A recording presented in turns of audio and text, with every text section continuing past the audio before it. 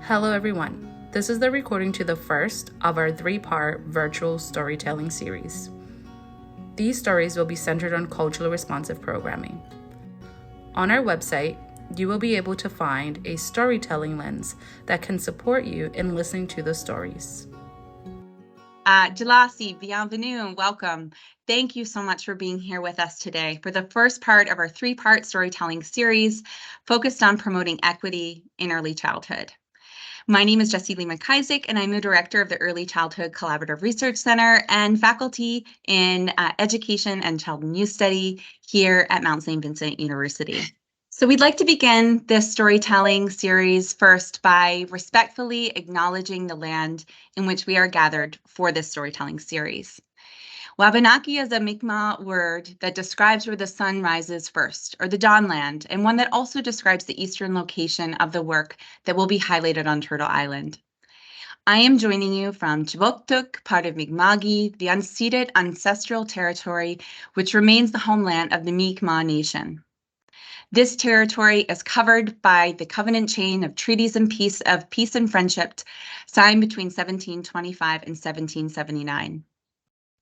These treaties are affirmed by the Supreme Court of Canada and recognize Aboriginal title. We are all treaty people and have a responsibility to uphold these treaties through relationships of peace and friendship. In our seminar series, we will highlight stories from the unceded territory of the Mi'kmaq and the Beothuk and the traditional and ancestral homelands of the Innu of Nitassinan and the Inuit of Nunavut and Nutakavut. As conveners of the storytelling series, we acknowledge these territories to pay respect to the knowledge embedded in the Indigenous custodians of the lands and waters, and to the elders past, present, and future.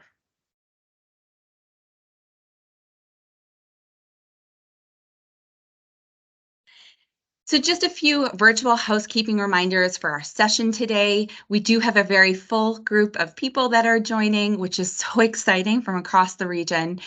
Please do keep yourself muted throughout the stories so that we're able to give the floor fully to those stories that will be shared. You're welcome to keep your camera on or off, depending upon what works for you. And you can use the chat to communicate with our team at the ECCRC and/or participants. And as you make yourself comfortable, please feel free to say hello and locate yourself and your role across the region. There is an opportunity, of course, in our teams to adjust any settings that you need using the ... that's up at the top right. And if you have any technical support that you can't have resolved through a Teams chat, Janice, part of our team, will put her email in the chat, and you can feel free to reach out to her as you need to. So just a brief agenda for today's session. I'm providing a few introductory remarks followed immediately by 4 storytellers across Wabanaki or the Atlantic region. Following these stories, we'll be going into some small breakout discussions and ending with a few remarks from me again.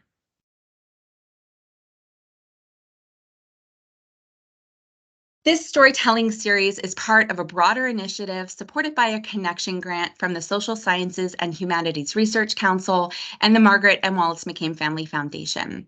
The work has been made possible through ongoing collaboration from a number of partners from across Atlantic Canada, and we just want to take a moment here to thank our partners for the support throughout the planning and execution of this storytelling series. To center ourselves before we get into the stories, I want to tell you a bit about where this project has come about and what the purpose is. We've been having conversations across Atlantic Canada about ways to connect with one another about our work in early learning and childcare and how to facilitate that building of connections and learning from one another in the work that we're doing. The purpose of this project is to really support that building of connections and also to showcase stories of equity in early childhood. Our conversations are going to be centered on a broad topic of equity in early childhood. And there's many ways that we can explore issues or topics related to equity. And for the purpose of this storytelling series, and along with our planning committee, we've organized it into 3 interrelated topics that kind of broadly are underneath of that concept of equity. Our 3 sessions are going to be exploring culturally responsive programming, anti-oppression, and inclusion and accessibility. And our storytellers throughout the next 6 weeks will provide illustrative examples through their personal and professional experiences of these core equity concepts.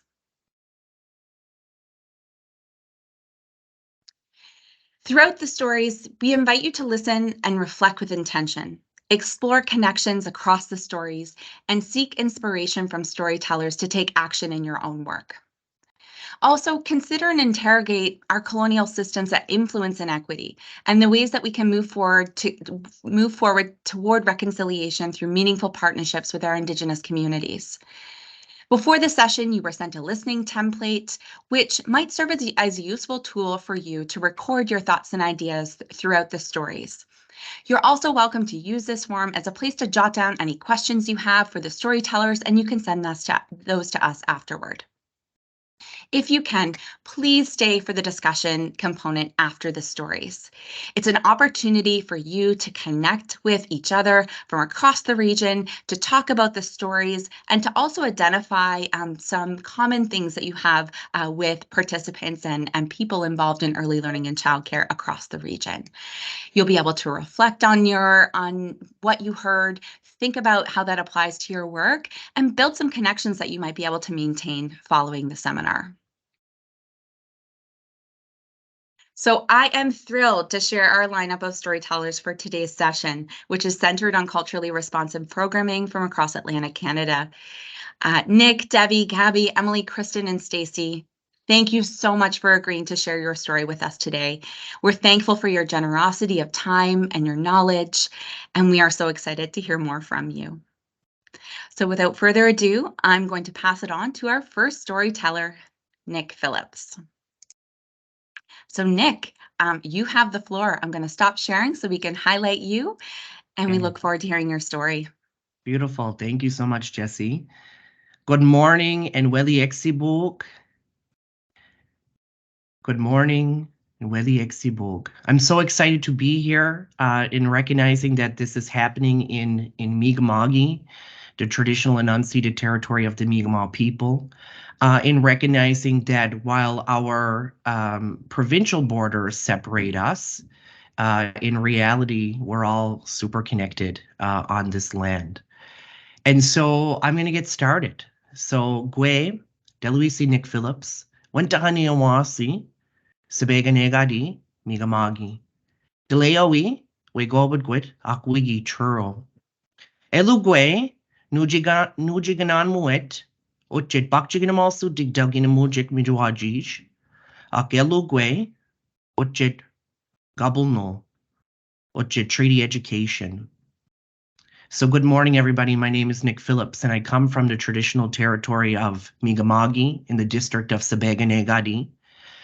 I come from the community of Millbrook First Nation, and I currently reside in Truro.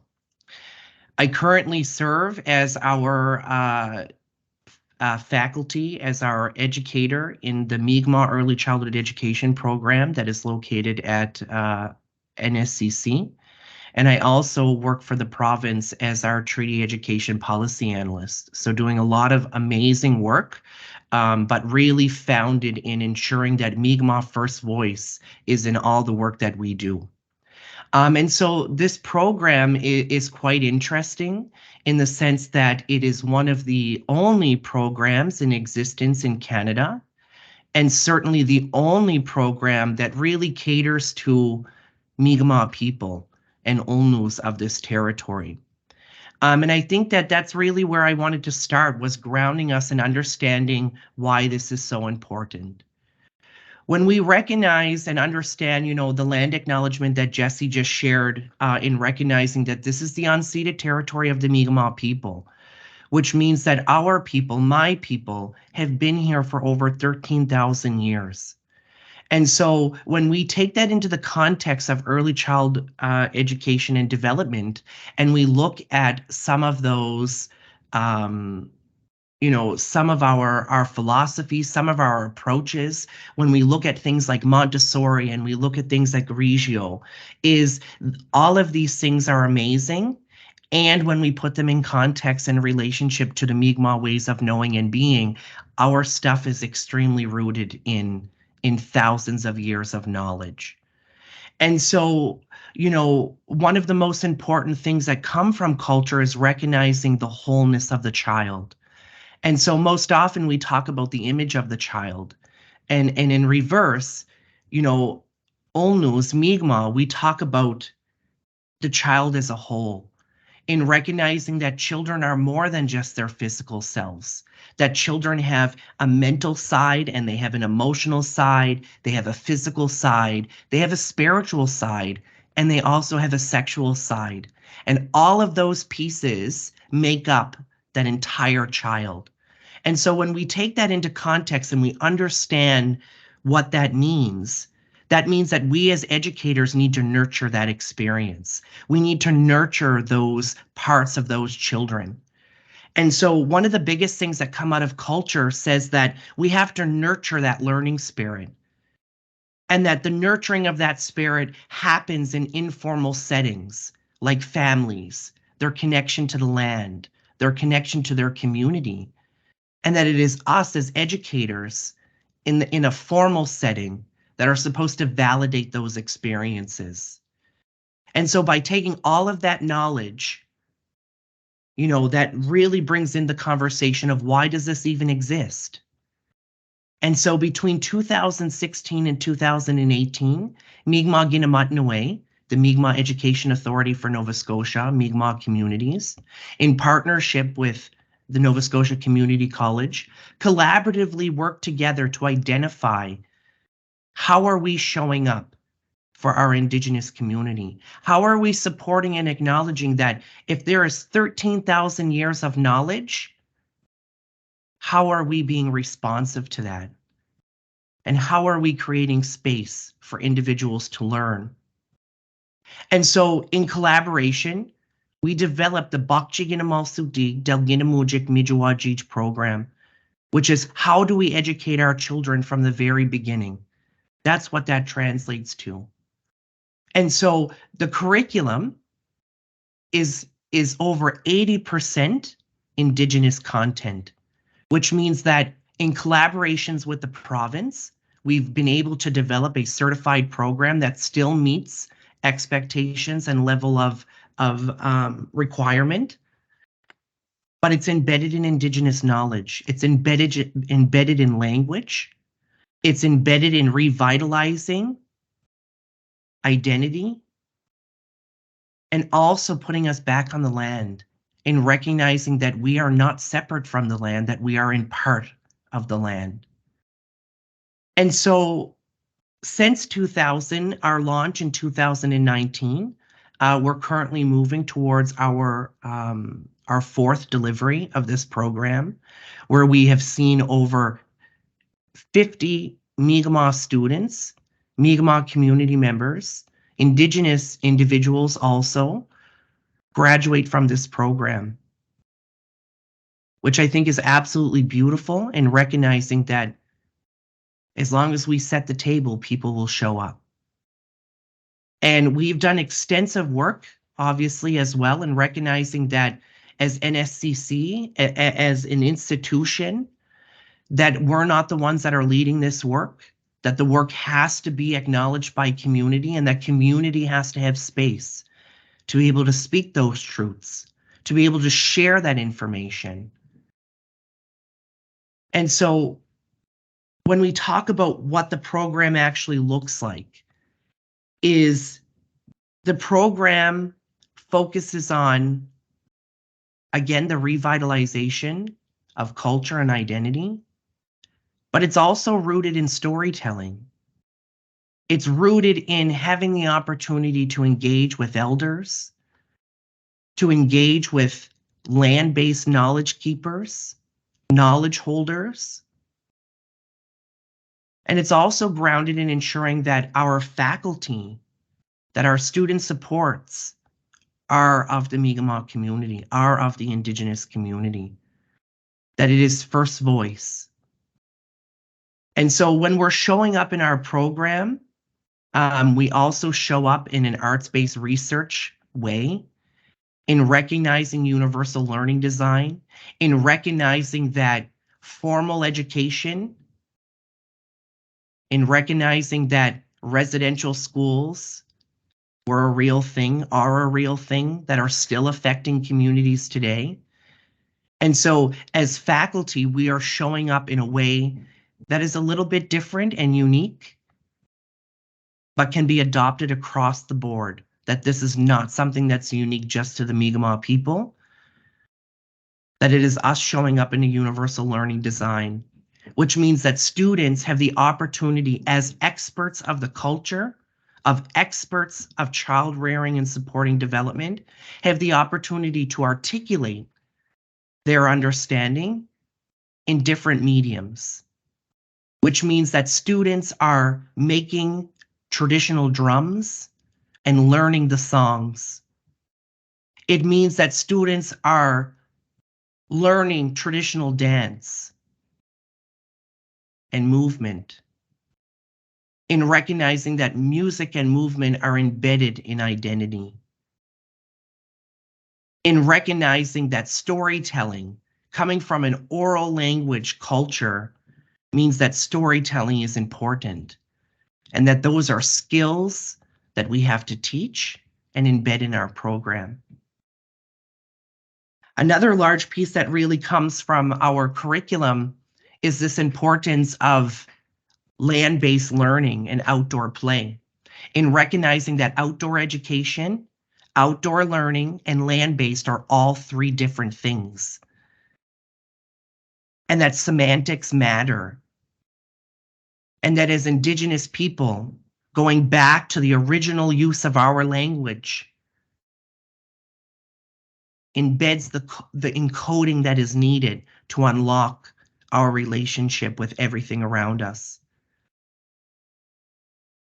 And so as part of that, during each semester, our students gather for an entire weekend on the land, where we spend time outside, understanding our immediate relationship to plants and trees and birds, looking at the traditional names of the animals and recognizing that these animals had their names long before settlers arrived. And so what does that mean? What is that imitation, and how are we showing up? Of course, then recognizing how are we showing up as educators? How are we taking this knowledge and administrating it and supporting children, validating their experiences, that children already know how to play, that's not us as educators that need to teach that is a natural thing that occurs, and that it is our responsibilities as educators to validate those experiences through play. And so we use and understand that play can be used as a tool to administrate and to observe and to assess in a play-based way. And so in recognizing all of this, it's also important in saying that not all students come to us with language. Not all students come to us with their identity. And so while the curriculum doesn't lay out, this is how we're going to teach identity, is that the experience as a whole allows students to start unlocking important pieces that they may not have realized that they had, but also reinforcing what they know. Because I think it's so important in realizing that while as Indigenous people over the last 13,000 years, we have not lost who we are. That Gure, Nin, Megadadam Dandeli Olnui, that I am so proud to be Olnu, so proud. And what does that mean? What does it mean to be proud? What does it look like? What does it feel like?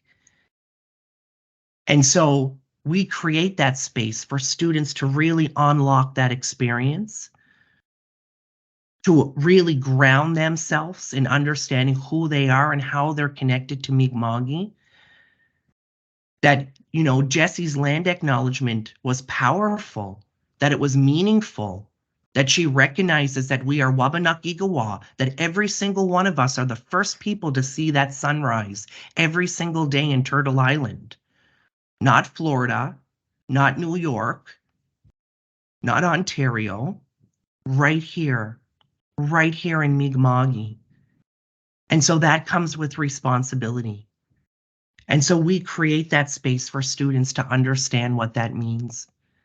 And then to create that practical piece and saying, now that you know all of this information, now that we've grounded ourselves in this place and we've rooted ourselves, how do we administrate it? What does that look like? What does it feel like? What does it sound like? And of course, also acknowledging what 500 years of colonization has looked like. The disenfranchisement, residential schools, the Indian Act. Also talking about the child welfare system right here today, and recognizing that in Nova Scotia, our highest poverty rates are in Indigenous and African Nova Scotian communities right now. And so what does that tell us? That tells us that children are going to bed hungry every night. And so as Indigenous educators, how are we showing up and supporting that? How are we recognizing that while Indigenous people only make up a small portion of the population in Nova Scotia, yet we make up 50% of all child welfare cases in the province? So it's important in recognizing also the lived reality of Mi'kmaq communities, that our current issues that we face as Indigenous people, in recognizing the social determinants of health that impact children, little humans that are impacted because of our choices. And so these are the things that we're unpacking in our curriculum. But I think that, on a final note, it's important in recognizing that it is a certified program. It is recognized by the province, and that we are not any less than any other program that's out there, that our students are walking with a two-eyed seeing approach of Eduoptimum. Two-eyed seeing, that they're taking colonial understanding of all of these early childhood settler ideologies and comparing them to 13,000 years of knowledge. That Canada's 156 years old, that we still have 13,000 years in this place, in Mi'kma'ki, and that holds power, that holds understanding, and that holds teaching. And so I share that story with each and every single one of you, in recognizing how important this is, that we are given voice back to the Mi'kmaq community, in recognizing that we do not have to just take what has been laid out in the last 100 years of early childhood development, but that we can go back to our stories and our teachings. And so, Umsid Nogama, all my relations, Ahwalalio. Thank you, everybody, for joining us today and listening. Thank you. And thank you, Nick, so much for sharing your story and being the first. I think your story was such an important one to lead the storytelling series with. I'm seeing some hearts show up from participants. So again, thank you so much for agreeing to share your story and for your words today. Thank you. Thank you. Okay, so one story and on to the next. Thank you, Nick. And I am so pleased to transition on to our next storyteller. So we have Debbie Ingram, who is here. I'm just going to share her photo here as she gets herself situated and is able to share her story. And we will spotlight her so that she can begin. Debbie, thank you. Welcome. Good morning. Good morning, everybody. Thanks for attending wherever you are on the beautiful East Coast here. We got sunshine today in Newfoundland. I am Debbie Ingram. I am the Child Development Coordinator at First Light. I started off my career in Ontario, where I studied early childhood education and went on to do advanced studies in diversity and inclusion, which is kind of cool. That's what we're touching on today. Something I do want to share with everybody about my bio is a little bit special. It leads into what Nick was talking about, is I come from Mi'kmaq ancestry. I am a non-status, and I didn't actually grow up in the culture. So there was a stigma at one point throughout the years of history where you just didn't talk about it and you pretended it didn't exist. So like Nick was saying, that is still happening today because there's spin-off of people like me who you feel like you can't acknowledge that. So I just want to start saying that little bit about who I was. But yeah, so I just want to talk about some of the barriers. He was talking about colonialism there, so I'd just like to touch on that ourselves here. We are the only Indigenous childcare center in urban setting here in St. John's, Newfoundland. We do have daycare centers in Labrador who are naturally living off the land and doing their program based on that. We are the only urban setting daycare here. So we started up our childcare center roughly about 7 years ago to make sure that we are engaging people with these natural traditions and sharing our teachings with everybody. Unfortunately, when we opened up, we did have a situation where a government employee came in, one of our program consultants shut us down when we were smudging. That hurt us because here we are in one safe spot where we can share our practices, share these teachings. They shut us down, didn't ask any questions, didn't just said, stop it right now. For those of you who don't know what smudging is, it's where we do have smoke. We are burning our sacred medicines, get rid of the negative energy, bring in the positive. And I was like excited to see her. I was like, come join our smudge. Like I was all excited, and she shut us down. The positive thing with that happened is within 24 hours, the government, the Department of Education here, along with our colleges, are getting knowledge. They're gaining knowledge every day based on that. That happened. It's just, again, a part of our history. So that's happened. Since then, though, we have been doing a lot within our daycare center to ensure that these teachings are being shared with the community. So I'm just going to touch on a few things like we have in our sensory areas. We might have rose feathers, we might have hide, we might have sealskin. In our music area, we might have turtle rattles, we might have First Nations drums, we might have Inuit drums, along with ribbons or an accordion, or if a parent brings in an instrument that they play, maybe we'll have a guitar in there. So we have a wide variety of musical instruments. We do drumming, so we might bring people over to do First Nations drumming, men's drumming. We had a parent here not too long ago who came in, did some First Nations drumming with the kids. But then we'll bring in like jingle dress dancers, or we'll have a Nuktatak language teachings. It's all in a natural form. And that's the main thing that I want to get here. These children, it's not like, oh, we're going to sit down and learn what a Nukshuk is today. It's just naturally there. So like the hide I mentioned. So like that piece of hide is in the creative area or in the sensory area, and they pick up the hide. They might ask the teacher what that hide is. Well, that little piece of hide or that little piece of sealskin now it's going to stimulate a lot of conversation. So that's going to be, what is hide? So then you're going to talk about, maybe you went and got a moose with dad on the weekend. Maybe you and your mom went out hunting, and you're not going to be able to have food. You're not going to be able to clothing. The drums that we drum with, we show them this is what it's made for. So the children are learning naturally by a little piece of hide in this example, but it could be anything that they're what they're touching in the environment that we have set out for them. We, at the end of the day, we want it to be as natural as possible in our community. We have a family that sometimes will bring us stuff like the rose feathers, we'll put in our sensory area. Antlers, we had a set of antlers one time that we actually turned into a game. So the children got to do like a ring toss game with these antlers. But it's teaching them living off of the land. This is our land, and this is what we can do to incorporate into our life living from that land. We also have now a little greenhouse put up with our infants in our infant room. So the infants are going to do a greenhouse. So we're going to follow through with that, with all of these teachings of planting it and then picking berries, or actually we have sweetgrass growing right now back there, whatever type, the peas or whatever it is, but following through with the kids. So we actually want to immerse them into the culture in a natural way. That's the most important thing to us. Along with that, though, we're a very cultural, diverse daycare in general. Talking about our food, we just hired our cook is from Afghanistan, so she's bringing in all these exciting recipes for us that we can share with the children. We have in our preschool room 2, we have a drag queen.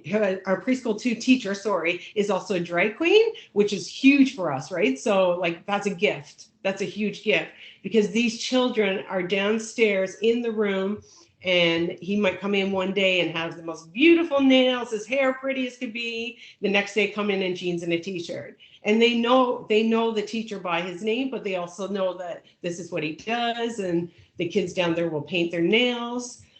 We have had a child in our childcare center that started with us when they were 2 years old. They came into the daycare as a male child, and we got to watch and grow and develop with that child as they transitioned into a little girl. And it's the most beautiful thing ever that our children are so lucky here. They're so immersed to it that it's so important. Like I hear people say, like, what books should I get? Or what dolls should I get? And that's great. That's amazing. Like, absolutely. Anybody wants to call, we'll recommend what you could get. That's our starting point. But what are the conversations that stem from it? Like, what stems from that doll? What stems from the turtle rattle? Like, we have a turtle rattle musical instrument. So then you're talking about all that. How did that come about?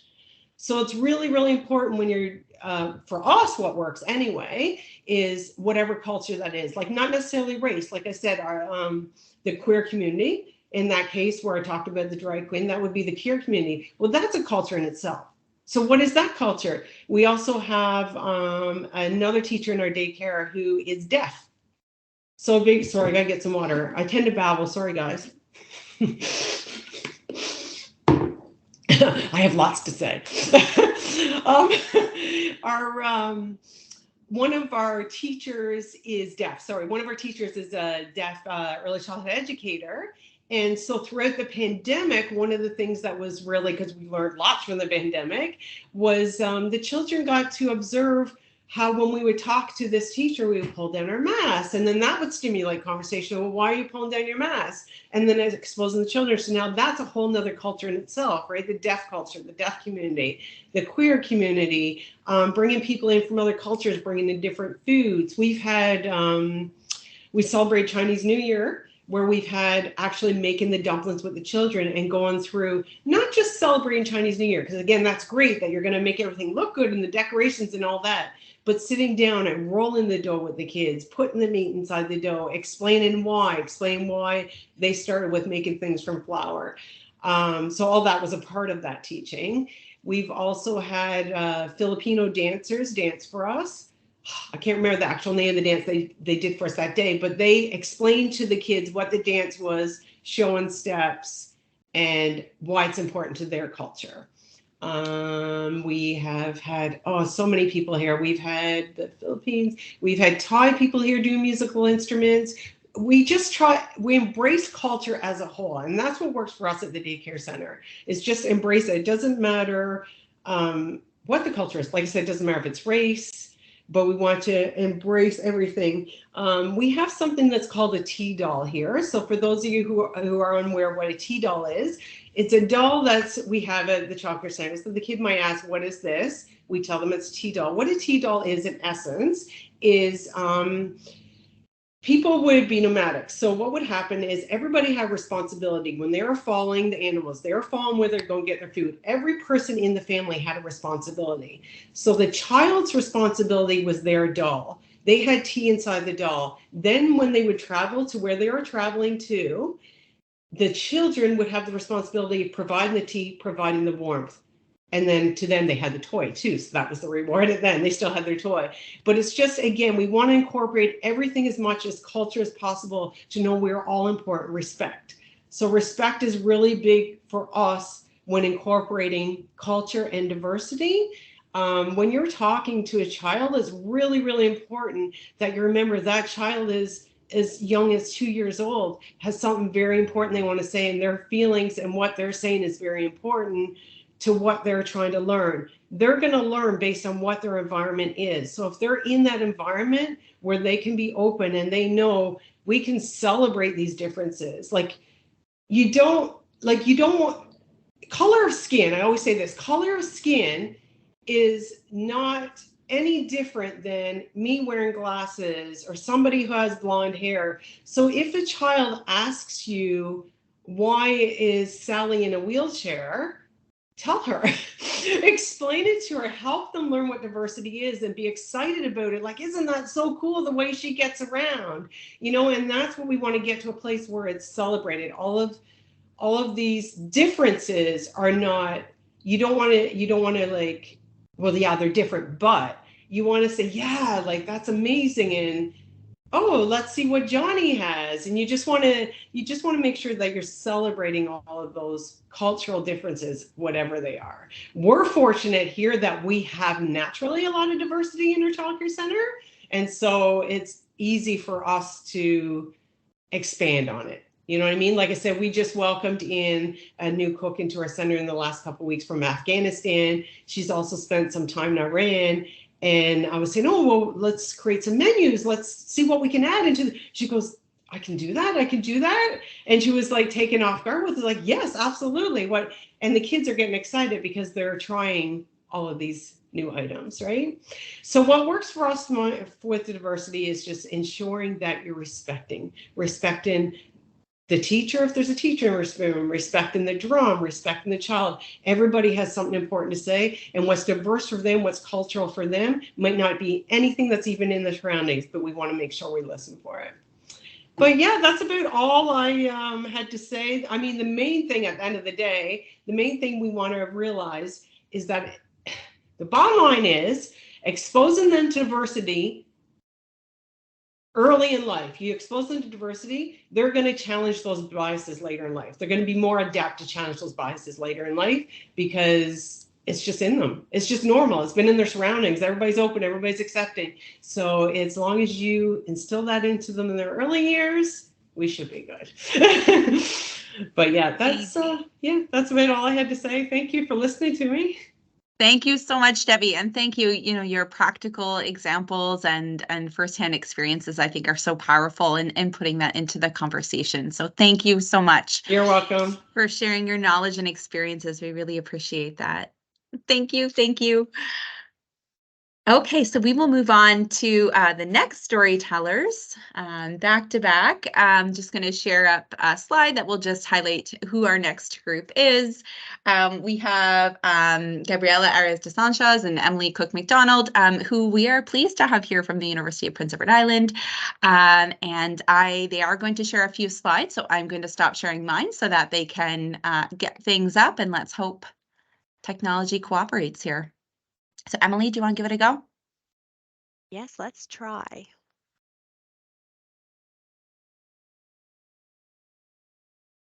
It looks great, nice and big. Wonderful. Hooray, thank you. You have the floor.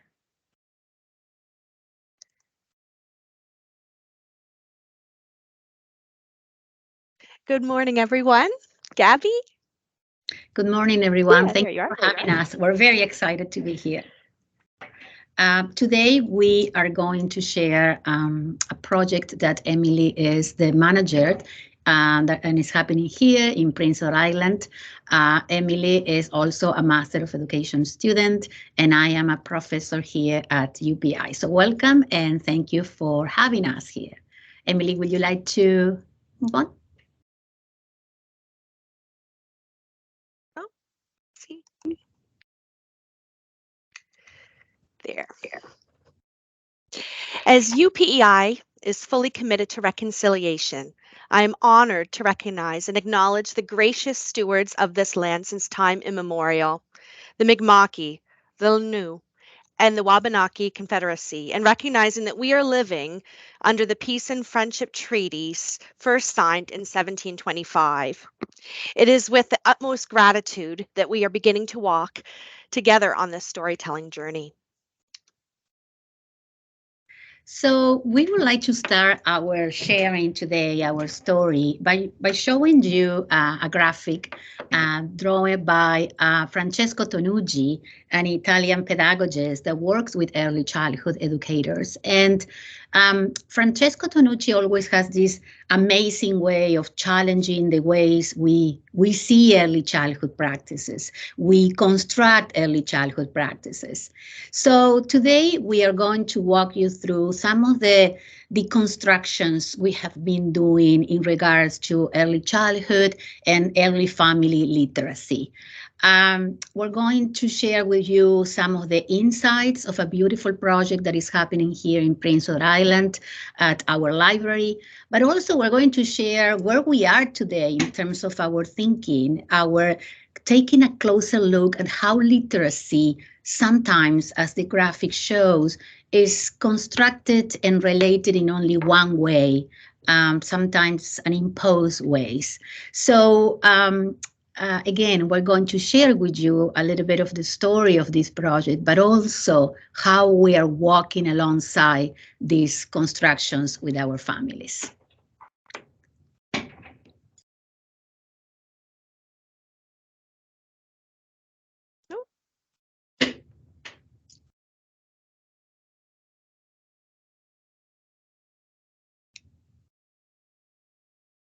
Oh, Emily, I think you muted yourself. Oh, sorry about that. So as Gabby mentioned, I'm the project manager for the UPI Literacy Numeracy Outreach Project. And I'd like to put my story into context. The project that I coordinate has many different facets. We call it the UPI Literacy Numeracy Outreach Project, or LNOP for short. The LNOP was founded in response to needs identified within our island community. After doing a needs assessment, we received core funding from a generous donor, which allowed us to kickstart our project. We are also supported by the PEI Department of Education, and we receive additional federal funding. Now I'd like to share the story of one particular program within the LNOP called Playing with Stories. This is a new play-based early years program that we have developed in collaboration with the Provincial Public Library Service at their new library location in downtown Charlottetown. Playing with Stories is a space for families to come together and play, and in doing so, we hope to support literacy and numeracy development in the early years. This program is geared towards ages 2 to 8 and their parents and caregivers. When we opened registration, we were shocked by the number of families that wanted to participate, indicating that people have a need to come together in community spaces. Another element of surprise was the number of newcomer families who wanted to come along.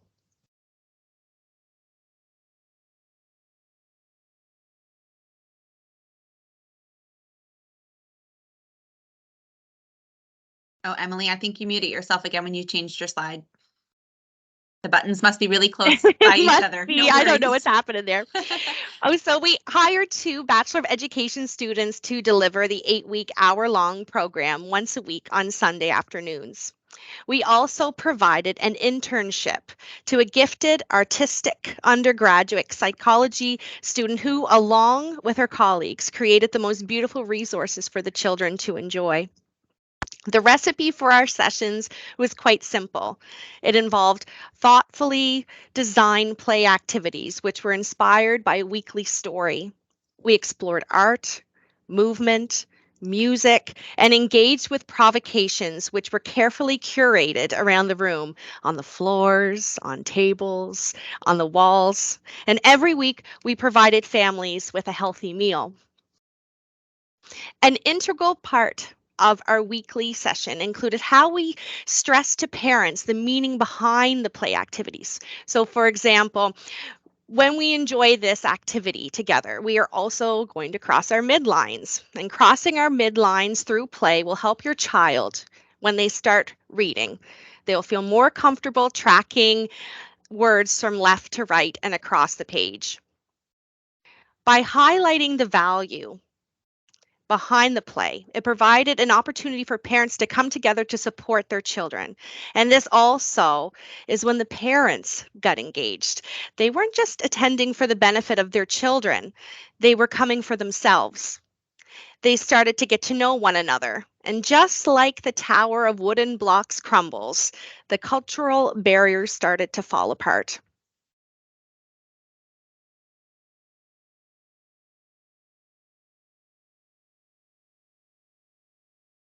I remember one week, a mom who came to our session after working a long shift at the hospital said to me, Emily, I don't know if I should be here. I mean, I can afford dinner and I read to my children.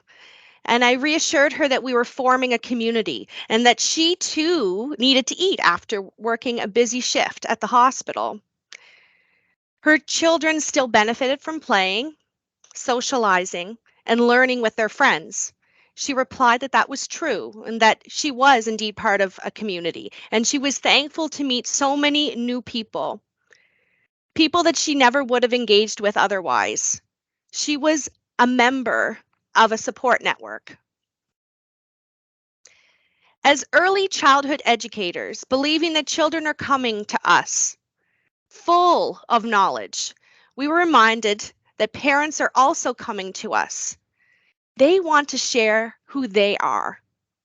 They come to us ready to share stories from their experiences, their cultures, their routines.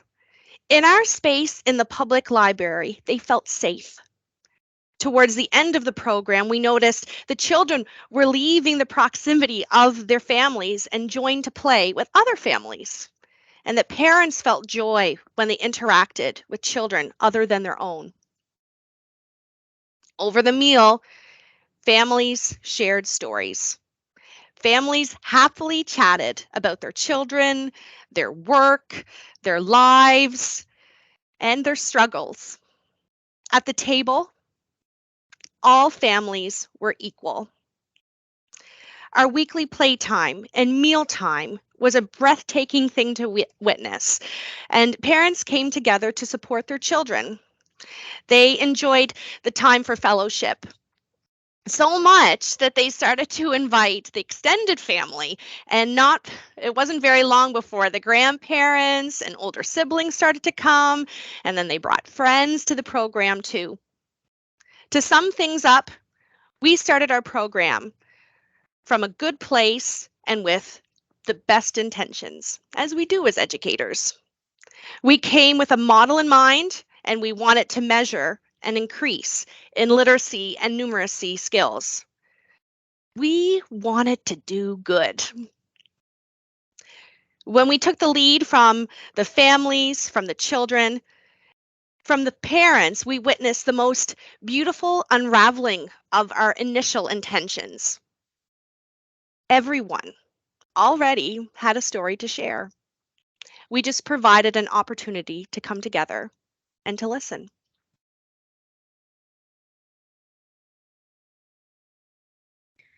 So where are we now in terms of how to move this story forward? And thank you, Emily, for sharing some of the details of how things happened. As Emily mentioned, we came with an intention, particularly because we work with funders. But as we engage in this community, in this networking, those one ways of doing literacy, and as I said before, imposing literacy, fall apart. We are deconstructing together with the team the next steps, but we're trying to pay a closer attention to what happened in there, how all these pieces entangle. What were the constituents of that entangle? It was the children's and the families' funds of knowledge. It was the families co-constructed their own literacies together. Literacy is co-constructed in the families, but literacy was also co-constructed in the group. And I'm going to quote something that Nick said at the beginning: community has to have a space for coming together.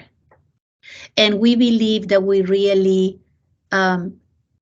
were challenged to think in that way.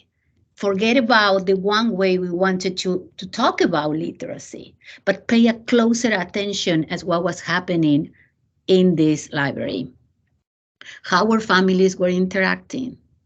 And the more we looked at our pilot project, the more we took a closer look at the families' funds of knowledge and the ways of entangling these ideas, we saw that play becomes this space for the entanglement of literacy to happen.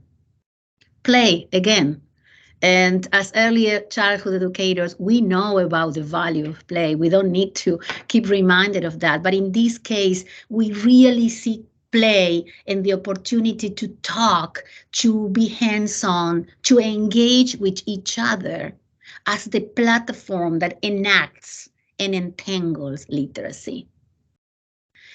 So we're still thinking, we're still debriefing. We have many possibilities to move this project in a different way. And we would like to maybe finish our story, but asking a question that we don't have the answer yet.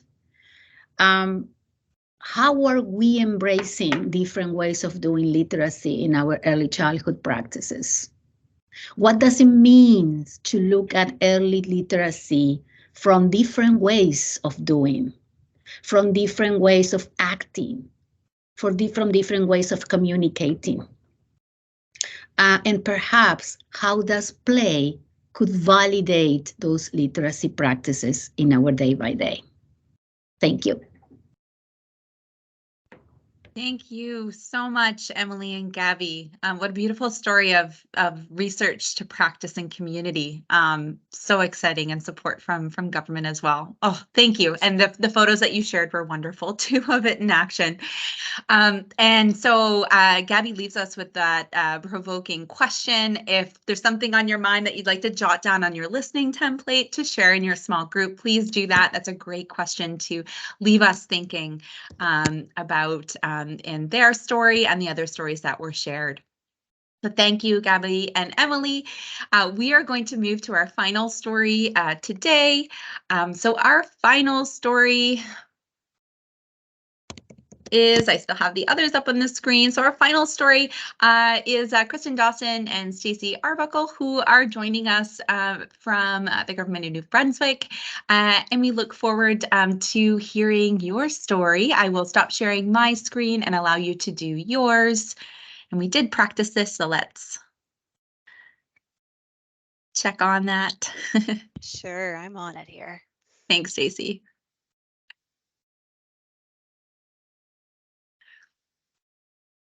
All right, we're good, and I can see your screen. Yep, nice and big. All good? Okay, you have the Okay. floor. Okay, great. Thank you very much, Jessie. So my name is Stacey Arbuckle, and I'm an early learning consultant with the Department of Education and Early Childhood Development. I have worked in the field of early learning and childcare and education for over 15 years in different capacities. I've worked as an early childhood educator, as an owner-operator of an early learning and childcare home here in New Brunswick, as well as my current role as a consultant, and as an English as an additional language teacher in South Korea.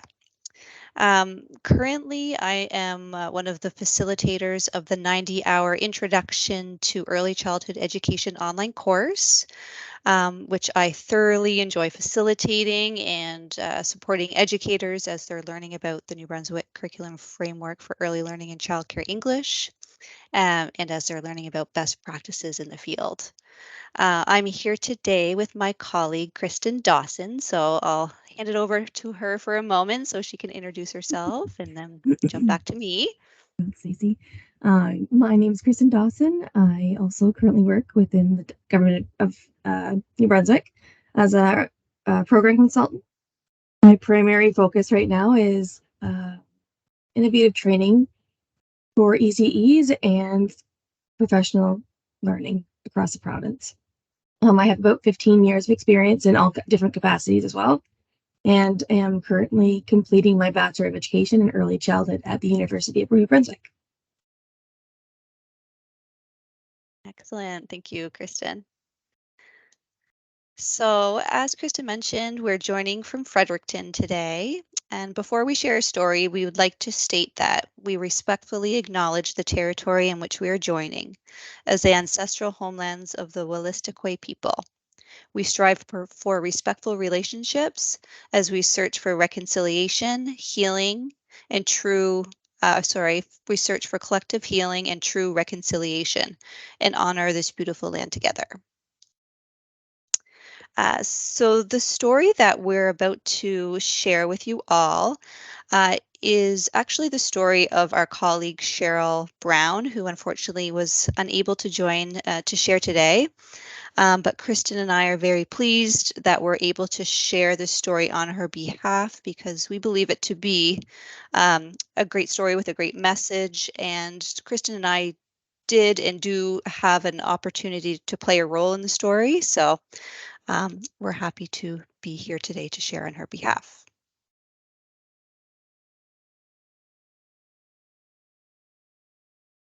So Gabby and Emily ended with a question for their presentation, for their story.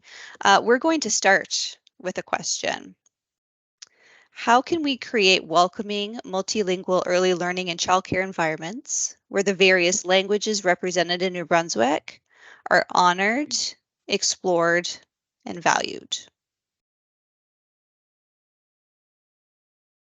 So this narrative began a few years ago when we began to receive an influx of newcomers to New Brunswick, as well as we were hearing conversations about potential recommendations for French language exposure for preschool age children in early learning and childcare.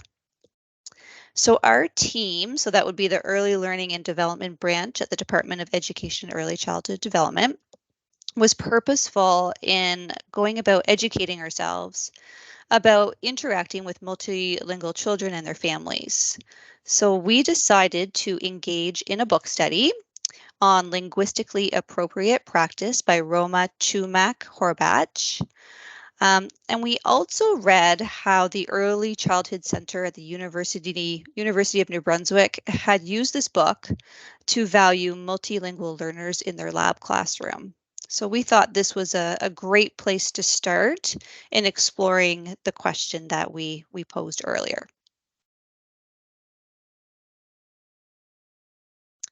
So as you know, New Brunswick is the only province in Canada that is officially bilingual, English and French.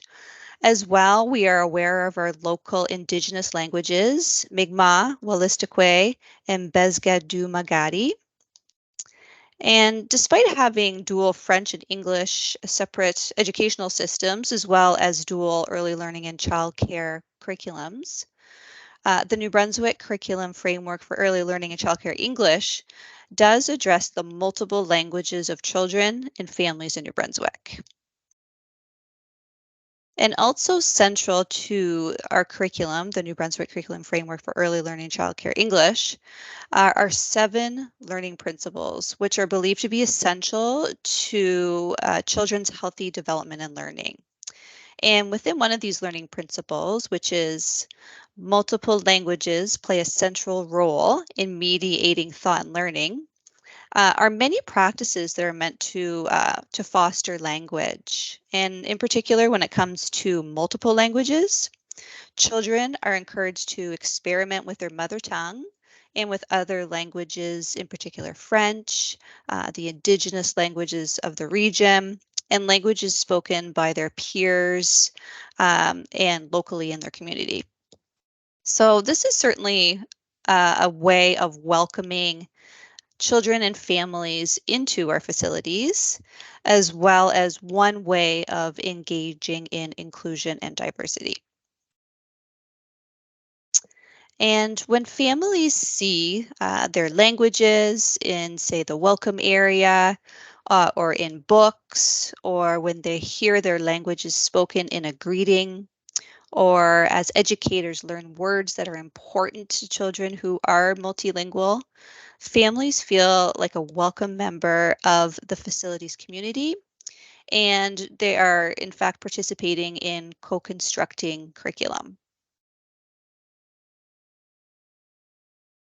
So recently, our official languages commissioner released a report with recommendations for the K to 12 system, as well as for early learning and childcare. And for early learning and childcare, the recommendation was that children in facilities be exposed to French language and culture. So recommendations for the K to 12 system sparked our system to consider other ways to help children learn French beyond French immersion. So many classrooms in various grades volunteered to participate in creating prototypes. And these prototypes were to look at French in the English system in different ways. And using prototypes is really an interesting way of learning about how to do something. So if you have with prototypes, you have the mindset that if part of it or all of it doesn't work, that's okay. You can change part of it or all of it until you do have something that does work. So early learning and childcare facilities were invited to participate in this prototype process. And in the first year, 3 early learning and childcare facilities participated. And last year, the first 3 continued with their participation, and 6 more facilities joined, so for a total of 9. So educators involved in this prototype process and in the implementation of their prototype did have some supports for second language learning from the K-12 system, but they really were lacking supports within the early learning and childcare system. Thanks, Stacey. So we noticed a lot of demand on the ground floor, as you heard in Stacey's statement just a minute ago. But we also began to see and notice a rise of newcomers enrolling in New Brunswick's foundational training for untrained ECEs. And through educator feedback and collaborative conversations and weekly activities, we could see learners wanted to add more practices encompassing home languages into the classroom, but really lacked the support for implementation. And I think that this is probably where this was the pivotal point of our journey. And we knew that core knowledge is built on both theoretical and practical learning. So our foundational course would be a perfect place and perfect platform to pilot any multiple language exploration in a way that would be both meaningful to educators and align with our framework. So as an addition to the Exploring Literacies module, where learners become familiarized with literacy practices like author studies and co-authoring homemade books, we also included a project where they could explore multilingual literacies with children in multimodal ways. And since our research also showed that there was a huge gap for accessing these resources locally, the department purchased over 300 books to ensure each learner who participated in the project would receive one. And you can see them on the slide there. We were able to find a few in Arabic, Mi'kmaq, and we did find a few in French as well. And it was really important for us to ensure we had one, if not more, local authors represented.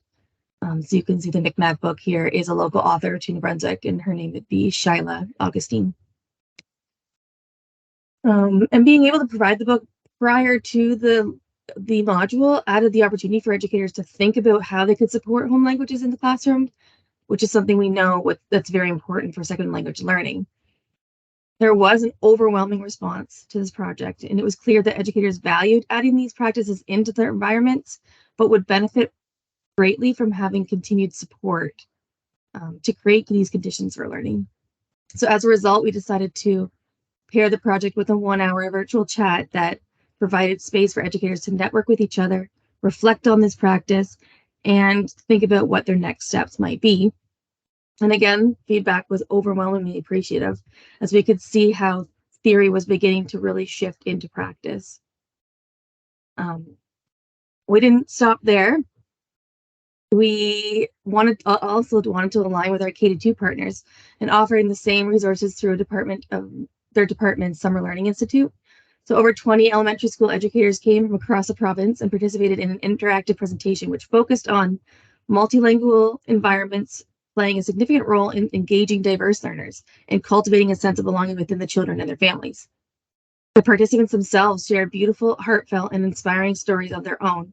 And I think it's these stories from any educator across the province, whether it's EC or elementary, that drives our continued passion for this research. And since we know since we continued to support it since we knew that continued support was a great interest, we knew that this was an opportunity for us to develop something to dig a little deeper. And this is where I need to give a huge shout out to Cheryl Brown, as she has poured her heart and soul into this work. And I know she is sad that she can't be here today to share more with you. But the idea of developing an online module that would ground educators in the values and pedagogy of the New Brunswick framework, as well as highlight the learning principles and practices around multiple languages, started to take shape. We knew that in some areas of the province, communities were bilingual or may have multi-language speakers, but not in all areas. This module would provide opportunity to any educator, whether in a multi-language learning environment or not, to explore home languages play through multimodal resources. So pulling this all together has meant working across branches and languages and cultures, and we are continuing to strengthen our knowledge and relationships as we develop this professional learning opportunity each day. And I think what we wanted to leave you with is a hope. And it is our hope that these practices will become embedded in the educator's day-to-day practice in an authentic way that helps children know from an early age that there are many languages and cultures amongst them and their friends.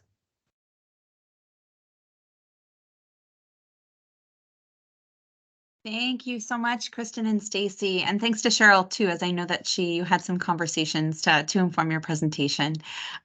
Thanks for your story, really rich story of bridging the framework and into practice. So thank you so much for sharing your story, and I hope that everyone can join me in sort of the applause emojis and through chat, just in thanking our 4 sets of speakers for sharing their stories with us today. Again, great gratitude to all of the stories for providing their diverse and meaningful stories about work in equity and culturally responsive programs in the region. In the last 4 minutes, I'm just going to go through a few next steps from us. As I said in the beginning, this is the first of 3 storytelling sessions. So we are just so excited to continue to have these conversations across the region about equity. Our next session in 2 weeks' time is stories centered on anti-oppression. We have 4 speakers from across the region who have so much to share. I'm really excited for this session. I'm excited for all of them, clearly. But it's going to be really great to hear the diverse voices and experiences at this session.